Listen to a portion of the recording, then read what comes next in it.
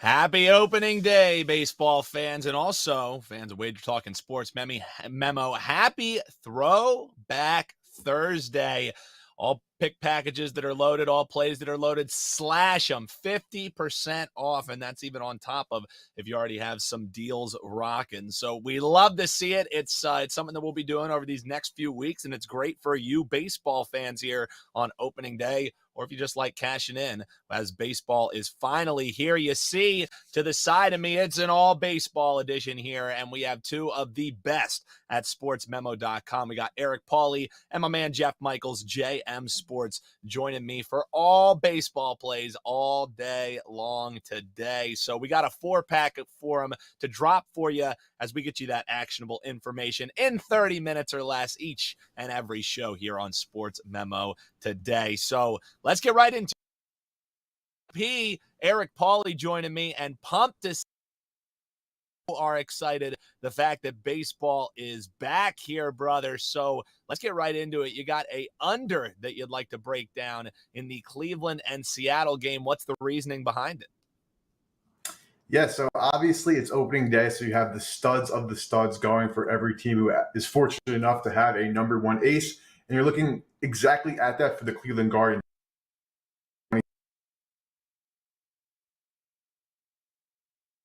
Opted to go with Luis Castillo, their mid-season acquisition this opening day this year. And obviously on opening day and just in the month of April historically, totals actually come down a little bit easier for the pitchers to go against the hitters than vice versa. And as time goes on, the hitters start to warm up a little bit more.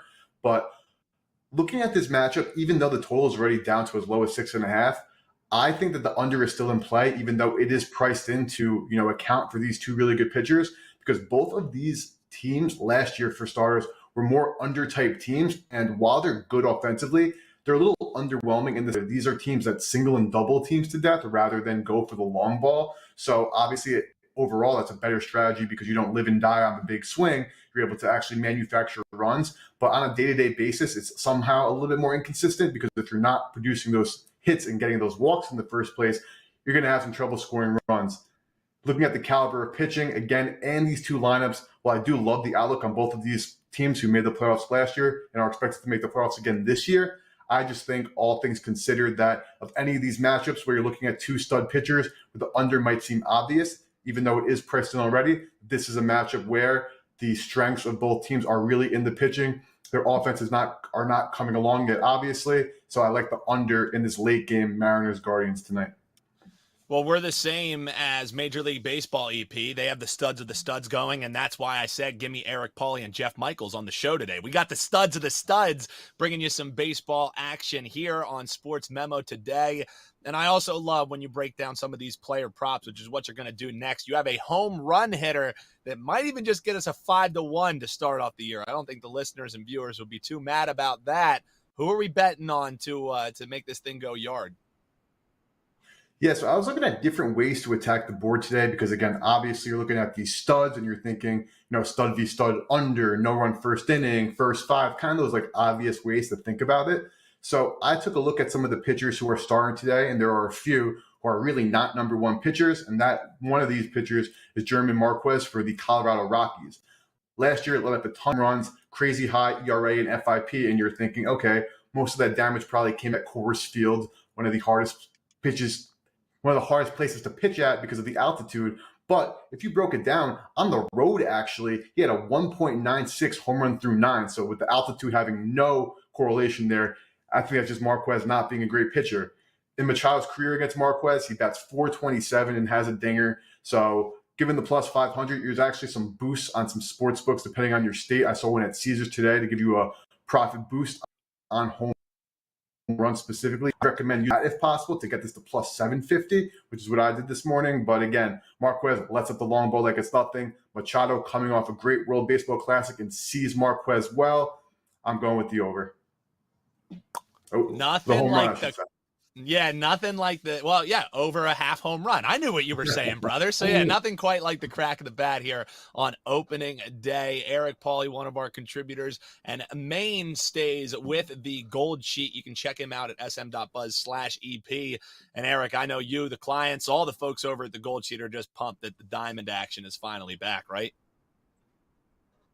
Oh, we are so excited. So much content coming out. We have the power rankings every Monday. We're doing pitcher matchup breakdowns every single day. You're getting stat sheets, MLB traditional type of play, player props, same game parlay, ways to attack those kind of tons of content coming to the Gold Sheet. And we already started. More coming throughout the whole season. Yeah, and you can get the Gold Sheet betting guide for free. Head on over to goldsheet.com and get yourself ready for MLB action. Can't believe it is here already. And while you're over there, why not just open up another tab? Head to wagertalk.com or sportsmemo.com, as all Thursday daily packages are slashed 50% off. We're throwing it back. So that means you can grab.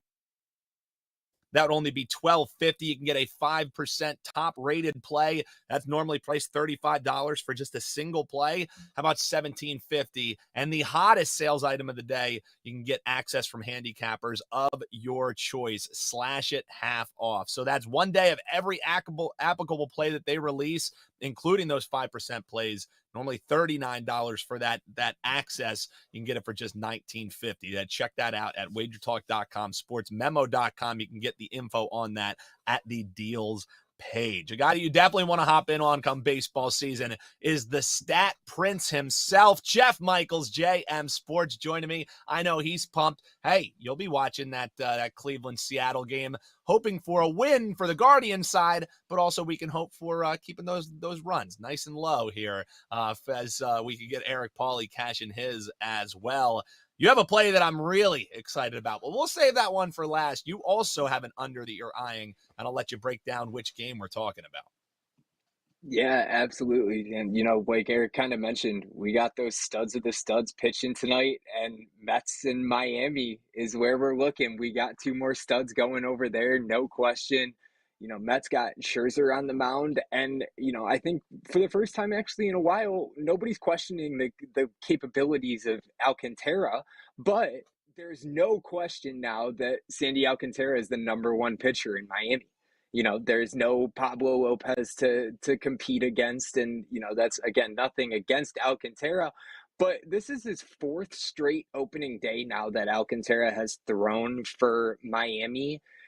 In 2020, 6 2/3 innings, 3 hits, 1 earned run. 2021, 6 innings, 2 hits, no earned runs. And last year, 5 innings, 3 hits, and 2 earned runs. His worst opening day, if we want to call it that. But still, 17 2/3 innings on opening day, and he's only allowed 3 earned runs. And you got Scherzer coming in, reuniting the duo that they got there with Scherzer and Verlander, taking it from Detroit over to New York now. But Scherzer didn't face Miami last year, actually, with the way that, him being on a different team and the scheduling. But in his career, he's got an ERA under 3.0 against the Marlins, and his whip is just 1.057 with 3 consecutive starts going under the total. And, like Eric said, I think we're all kind of looking at different ways to kind of attack these opening days. It is kind of different. But how about a little TNA? Since 2021, there's only been 10 games that the home team has been an underdog in their first game of the season. 2-7-1 to the under there. So looks like we're betting the under on those home dogs. And I definitely like it here tonight in the Miami-New York game. Yeah, and you can grab that play. I believe we're looking at 7s nearly across the board after it's ticked up a little bit from that 6.5. My man Jeff Michaels saying, hey, that's just giving us more value swooping in on the under. So we're looking at the under in the Mets game going, and that's around 4:10 Eastern. So this is a play you're probably going to run. Don't walk to grab if you want to get in on that under, as that under is shaded, seeing some minus 120s at that 7, maybe even some 125. So I might be hopping back down to 6.5 sooner rather than later.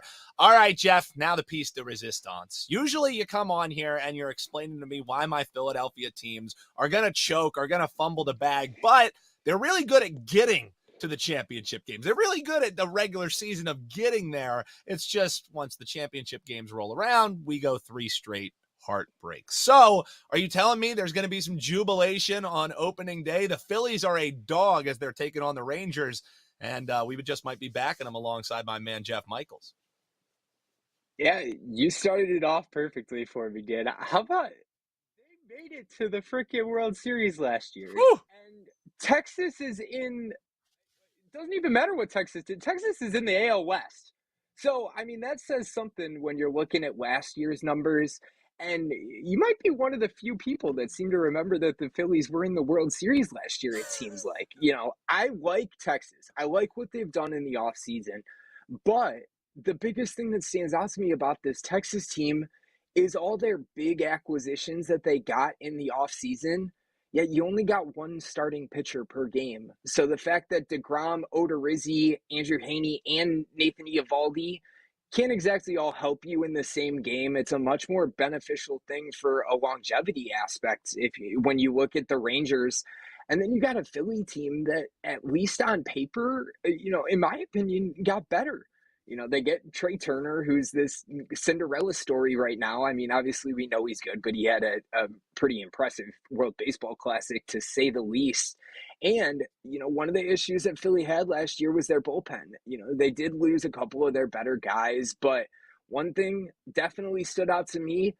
How about the fact there were only 14 pitchers in the entire MLB last year that had 22 or more, or over 20 saves, excuse me.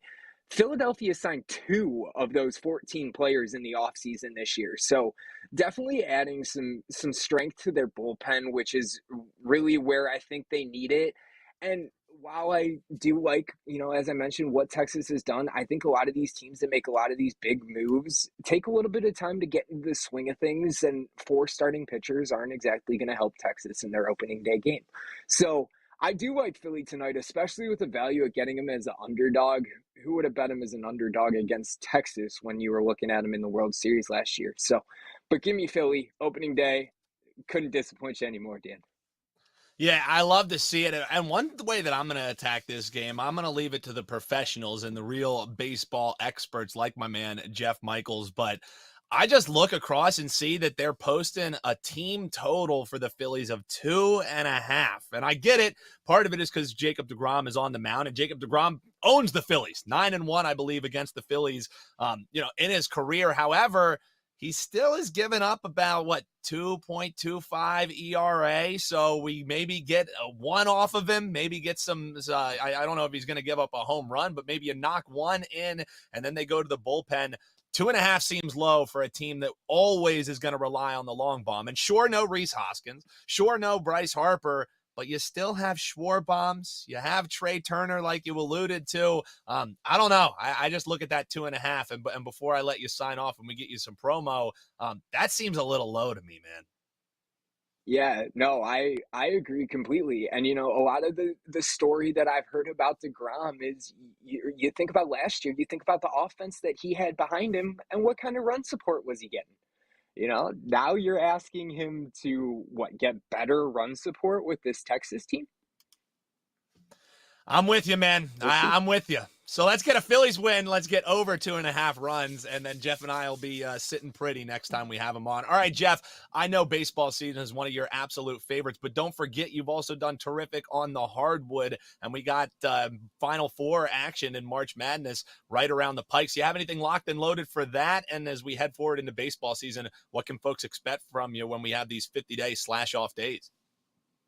Yeah, I'm looking forward to baseball. Like you said, yesterday is the only day out of the year that I was ecstatic that there was no baseball at all, because we knew that that was the eve of the start. So, looking forward to it. I kicked it off with 3 plays today, and actually that Mets under is one of my premium plays for the page. So I do like attacking it from different angles. I like my strikeout props, so we'll definitely see a lot of props moving forward. But I am going to give those at least a little bit of time to make sure these pitchers are getting into form before we start asking 12, 13 strikeouts out of guys. But, looking forward to it. And I do not have college basketball quite locked yet. Got my eye on a big game, though. Should be up today at the latest. It'll be up by noon Eastern by tomorrow. So looking forward to it, guys. That's my man, Jeff Michaels. Happy that baseball is back, and hopefully you're excited to cash on it as well. Well, got the Circa screens behind me, and my man Eric, my producer, has a date with Circa in his near future. And hope best out there that I love going to catch a game in Las Vegas. So we're going to shut things down here. Huge thanks to Eric, Pauly. Huge thanks to Jeff Michaels. Hop below in the comments and let us know your favorite opening day bets. I saw Raven Ron was in the chat saying, let's go O's. Hopefully they get a win for them as well. We're happy to be here with you. Make sure you give us a like and hit that subscribe button so you never miss any of the great shows here at Wager Talk TV or at Sports Memo TV. And best of luck on your opening day wagers. Until next Tuesday, I'm your host, Dan Alexander, and we'll see you back here. Best of luck from Sports Memo Today.